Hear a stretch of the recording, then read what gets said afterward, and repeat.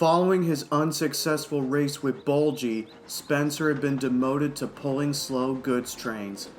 And I'm afraid to say, his behavior only gotten worse than before. He became more rude to any passing engine and took his anger out on the trucks.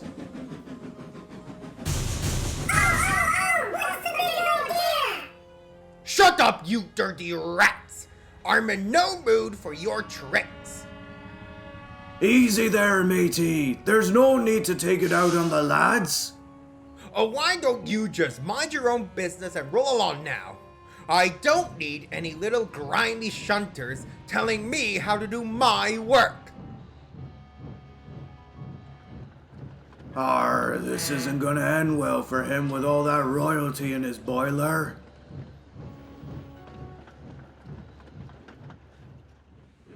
It all came to a head when Gordon decided to confront him at the coaling stage one day. Oh, great. As if my day wouldn't have gotten any better. Here comes the big blue whale himself, getting ready to pull real trains, whereas I am stuck on lower class jobs. Are you still going on about that? I recall most of your class actually pull goods trains on the mainland. Used to pull trucks, you mean? If it weren't for those newfangled diesels and executives taking us off express duties. Honestly, I'm far more suitable for pulling that namesake train that you and that big yellow tin can. Well, that's a job for both me and Rebecca because the passengers rely on us to give them smooth and comfortable journeys.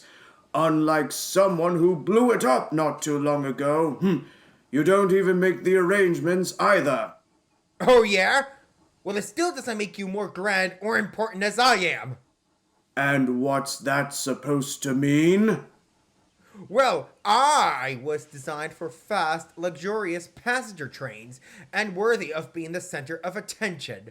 Whereas you and your friends may get all the praise from everyone, but even with all that grime underneath you, that doesn't qualify you as being reliable, prestigious, and seductive. For a matter of fact, you're inconsequential. What?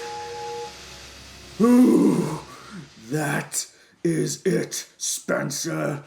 I try to be patient with you, and this is what you have to say about me and the others? You really have no regard of understanding our ways, and I don't care if you view me as the inferior weakling, because let me tell you something. We may be related, but we're not family! Excuse me? Every engine is proud to be a Sodor engine based on character and willpower. It's too bad I can't say the same for you. All you ever care about is being grandest and best when there's really more to life than being the finest. And I'm happy to be a part of a railway where I can be useful on a regular basis. And yet, you are clearly undignified of what it means to be a responsible and trustworthy member of our fleet. Good day!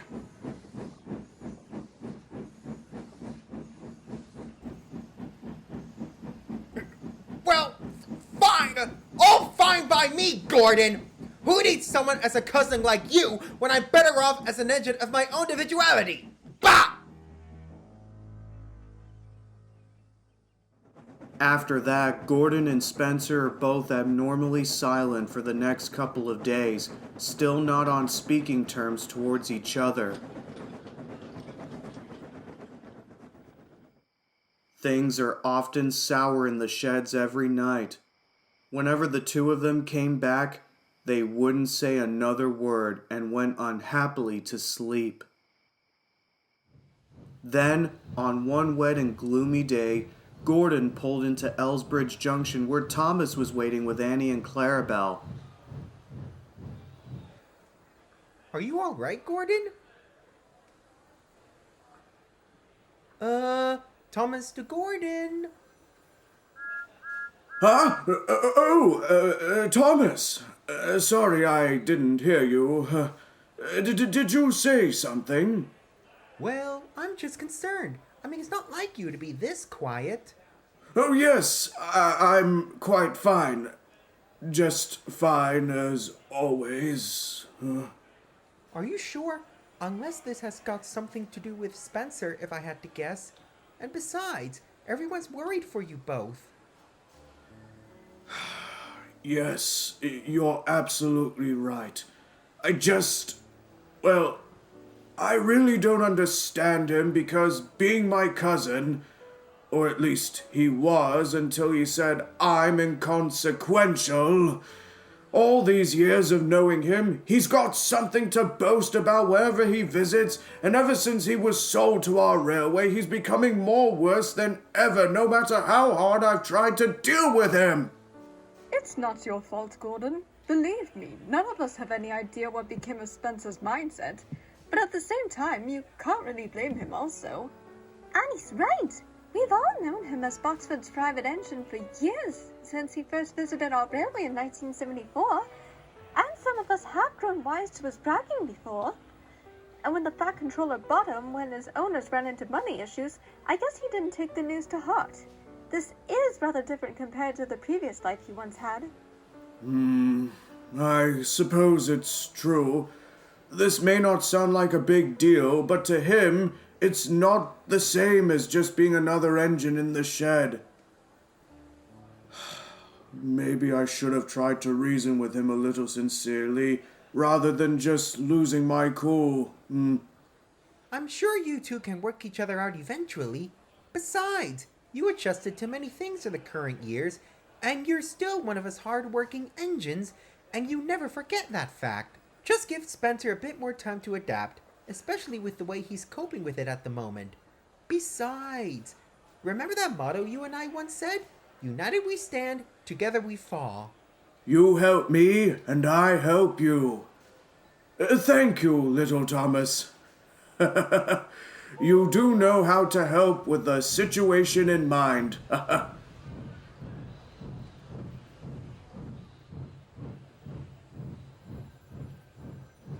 You're welcome, Gordon. I know.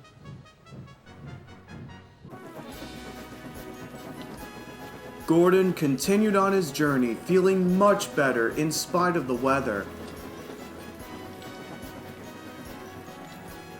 That is, until he approached Crosby Bridge, the same place where he and Henry once encountered Bluebell the cow many years ago. As he rumbled over it, he heard a groaning and creaking noise. Great gears! What in Louis Macken's name was that? Good Lord! This isn't safe! The bridge is unstable! Quick, boy! Let's get off of here and report this at the next station! Oh! Oh!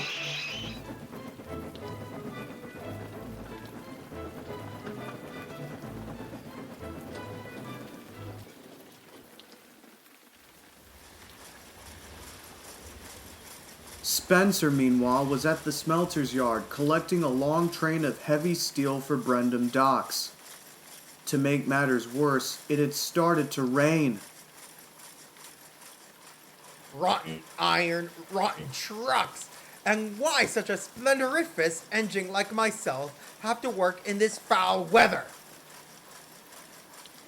There aren't any spare brake vans here at the moment, so you'll need to wait for one to be brought up from Kildane. Nonsense! It'll only slow me down even longer. And anyways, I want to be back in my nice dry shed, so we shall just carry on regardless. No can do, Spencer. It's against regulations to gallivant off without a brake van. Plus, those flatbeds are very heavy to control when going down hills. But Spencer was too impatient and refused to listen. Reluctantly, his crew and the foreman gave up. And so, the big silver engine set off, without the brake van.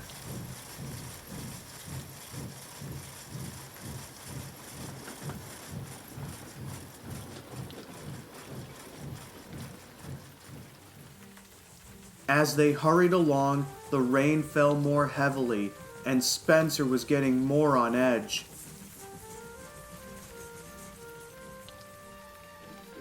Nevertheless, he carried on until they approached the top of Gordon's Hill. Now, heavy trains halt here to pin down brakes, especially when they're carrying iron and steel. But with no brake van, Spencer is heading for trouble.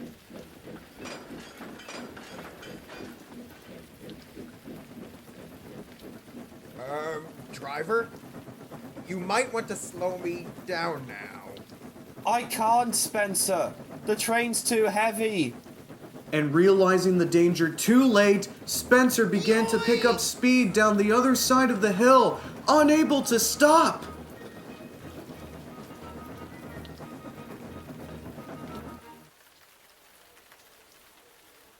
Gordon had stopped at Wellsworth to drop off and pick up passengers while his driver was talking to the station master about the unsafe bridge. Hero was taking on water nearby. Then they all heard a frantic whistle. Get out of the way! I can't stop! Oh my! Oh no! Spencer's heading for Crosby Bridge! I need to stop him! Fast! Hero, can you take my express for me, please? Of course, Gordon. Happy to assist.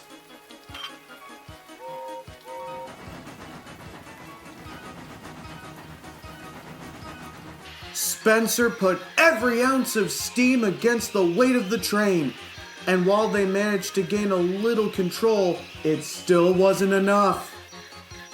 Crosby Bridge loomed ahead. Spencer braked as hard as he dared and clenched his eyes shut.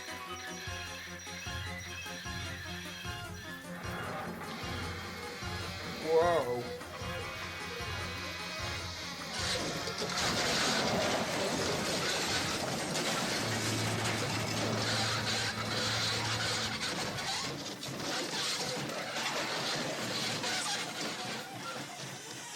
Oh, fire and smoke! Someone! Anybody! Help me!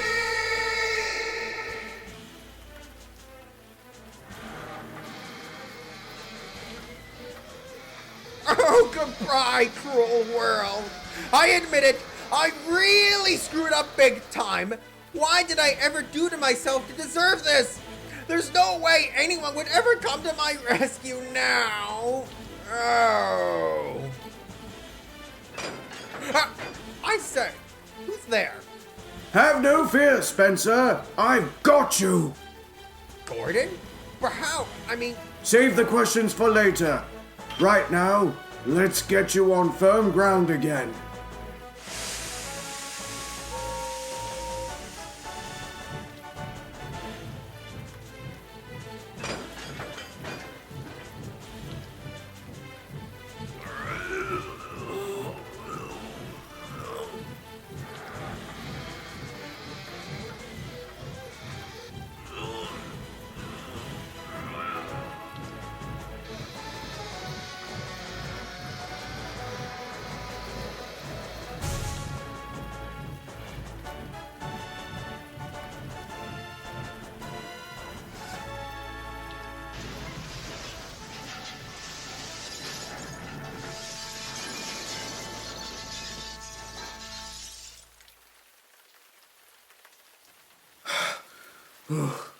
Spencer, are you all right?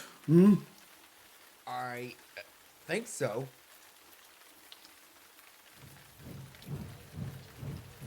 Gordon helped Spencer and his train back up the line to Wellsworth. By now, Hero had already left with the express. The station master let the two Gresley Pacifics rest in the yard while he called the Fat Controller. Boko and Derek have been called upon to take the steel the rest of the way to Brendam Docks.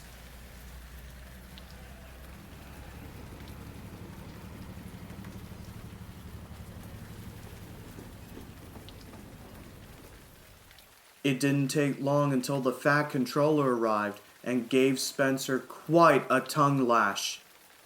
I cannot think of anything to say other than the fact that I'm very disappointed in you, Spencer. I thought putting you on goods duty would make you be more responsible. But it seems I was wrong. Not only with your misbehavior towards my engines, but you have the gall to not wait for a spare brake van for such a heavy load you're carrying? How impulsive can you possibly be without thinking? I am really sorry, sir. Honest. Sorry isn't going to cut it this time, Spencer. Be very grateful that Gordon saved you from such a horrific disaster. And not to mention, this is going to cost a lot of pounds in repairing the damage to Crosby Bridge. I just don't know what else am I to do with you now. If I may, sir, Spencer here may have indeed gotten into a lot of trouble over the season, but he does have some potential within him that he can still try and put things right. Just maybe with a little more coaxing and resourceful training, then I'm sure he'll make a fine addition to the NWR. And I know this is coming from his own cousin standing right before him, but still, if that's all right with you, sir,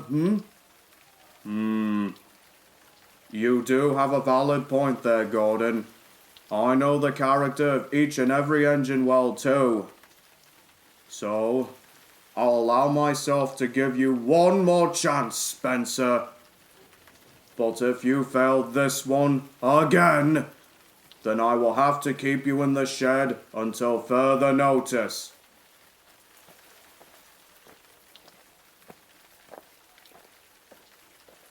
Why? Even after the way I've treated you over the years like rubbish, you still went out of your way to save me when really you could have left me and choosing to stand by for me? I don't deserve your kindness. I've already caused enough trouble as it is. You did. But let me tell you this. No engine deserves a terrible fate in most cases like this, especially because, well, we are cousins. But I'm such a terrible cousin, even as of late. Anyway, it's just like you said. I really don't understand the ways of your railway. I'm just blinded by a more prestigious life when my class are the fastest record-breaking engines before being withdrawn and reliving it again as a private engine. It has always been my purpose for what I am only good at, and now with my whole worldview crashing down on me and being sold, what's the point of a new role here? I just don't know what to do with my life and stuff. I know how you feel, and I can't blame you honestly. I was once like that when my Doncaster siblings were all scrapped before Flying Scotsman came to visit me. I used to keep thinking about it as the dreadful state of the world when steam was abolished on the mainland. There was nothing I could do to change that fact either. But you know something? I realize how much my friends here mean so much to me. As sort of my own family. We aren't alike, but we are still close to one another. It's the same thing for you. And we'll look out for you if you ever need someone who could tend to your struggles. So, does this mean you forgive me? Of course I can. We are family, and that will never change. No matter what comes between us, for we are cousins by chance, friends by choice. And I'm sure the Fat Controller will find a new role that you can call your own here, as he does with a lot of engines. Spencer didn't say anything, but those last words from Gordon was enough to make a tearful smile. Although he is still worried about his future status. But that's another story.